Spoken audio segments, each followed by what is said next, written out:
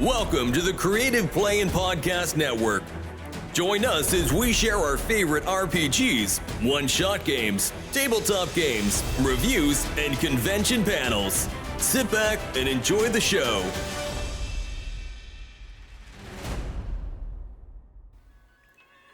Hi, this is Kelly, aka Trixie from Ragnarok and Roll, assigned to Ragnarok Story, and Tilda Wimblewick from D&D Journey of the 5th Edition. First off, I would just like to say thank you to everyone for listening to our varied adventures, as well as for rating us on iTunes and RPGpodcast.com.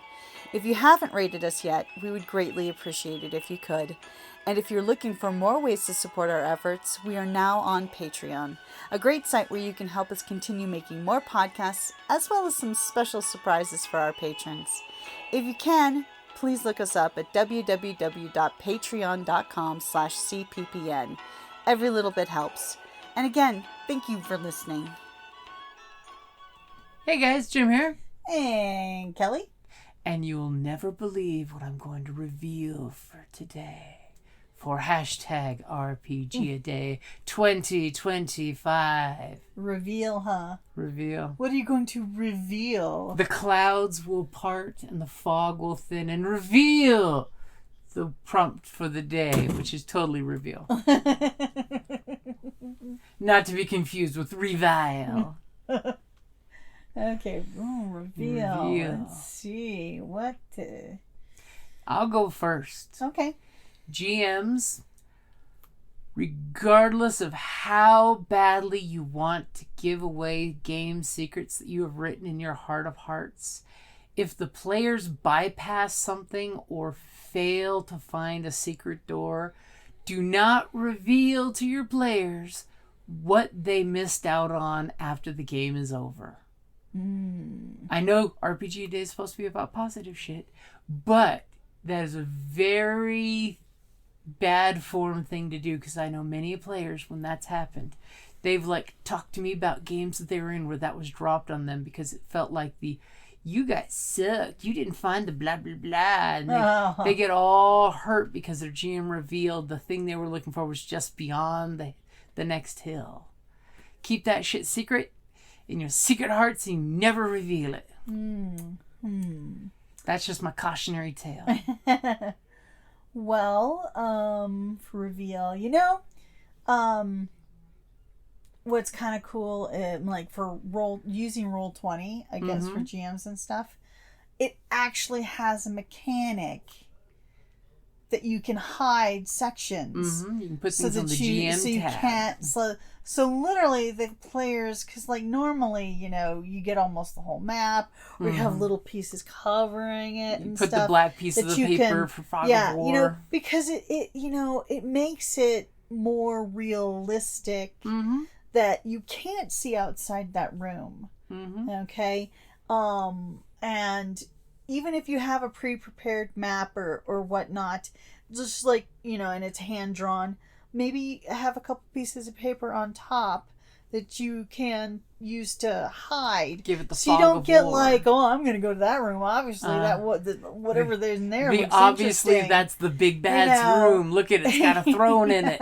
Exactly. Oh, look, there's a dais. We're gonna beeline to that room. Yeah. And you can do it with the pre-printed stuff too. But with I think it's only with the pay one on Roll20 though. The most GMs have that because of course they kind of need it option. For the you can black out areas. And I'm always a fan of too, when I put the minis on the map, it's easier because you just go click it and say token level and it pops up for you guys. As a GM, I like to do that because it also keeps me honest of where my big bad are. They're not just popping up right where you are. Especially when you have preset room stuff. So if you guys make too much noise, something can, instantly pop and reveal itself. So that way all of a sudden, pop, there it is. Reveal a secret door. Which always sucks with some pre-made maps when there's just the door there and you're trying to hide it. You're like, why does this room have a very large closet adjacent to it? Yeah, ignore the closet. There's no. It's a solid wall. Your dice roll said so. Exactly. And that's, but it's kind of cool to keep it secret. So that way when it does happen, the player gets that total moment of, aha! I revealed the mystery. Yes, you have unveiled it and revealed it to everyone. Mm-hmm. Dun, dun, dun, dun. Mm-hmm. And of course, don't forget to give your players credit when they reveal secrets, and pass them a note to let them know that they realize the person they're talking to is lying through their teeth. And the rest of the group don't know. Like they have Scooby-Doo reveal style, it's like, and they would have gotten it away too with it if it hadn't been for them kids or those players. I mean, I recall back a certain cleric who realized the guy was lying through his teeth and he was an evil cultist. Yeah. And the rest of the group's like, what? Yeah, well, they all failed their check. Mm-hmm. He I'm schmoozed them all. So, but I then turned the tables on him. Yeah, all of a sudden I just, jump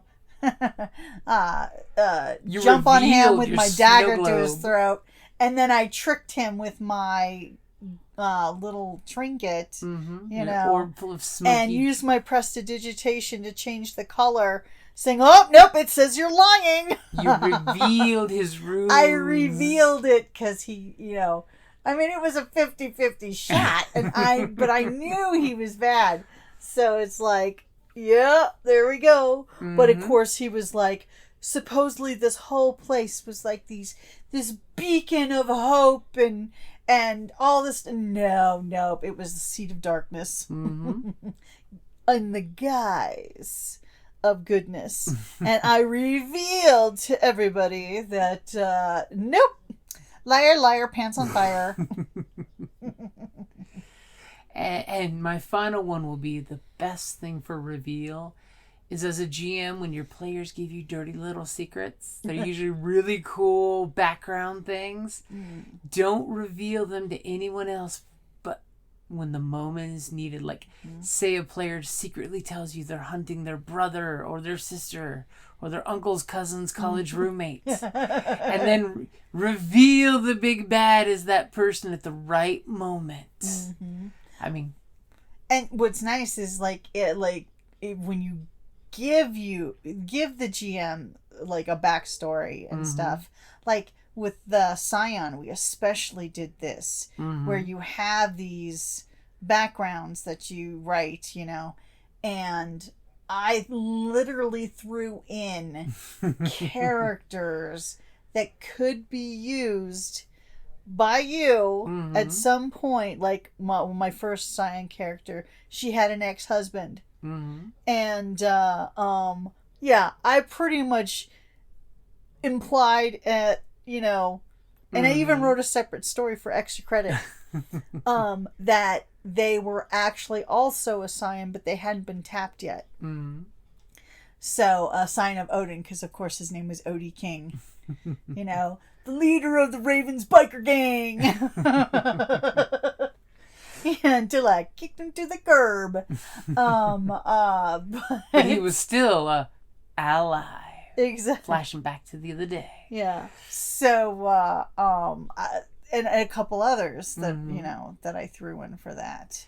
When I, and outright Titans ones that serve the Titans, too. That, lots of ammunition to reveal in the future. And of course, make sure that, even Dragonlance had a big reveal of the big bad was actually somebody's sister.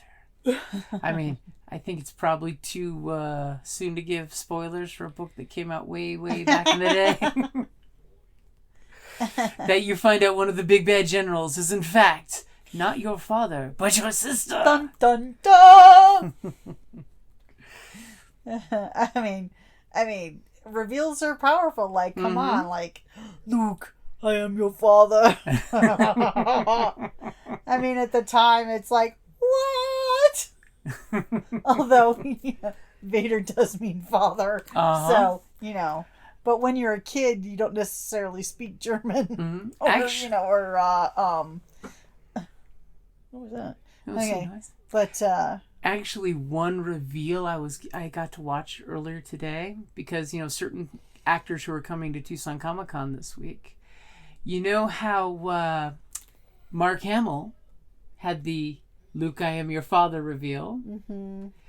Well, a certain actor who played Zuko in Avatar,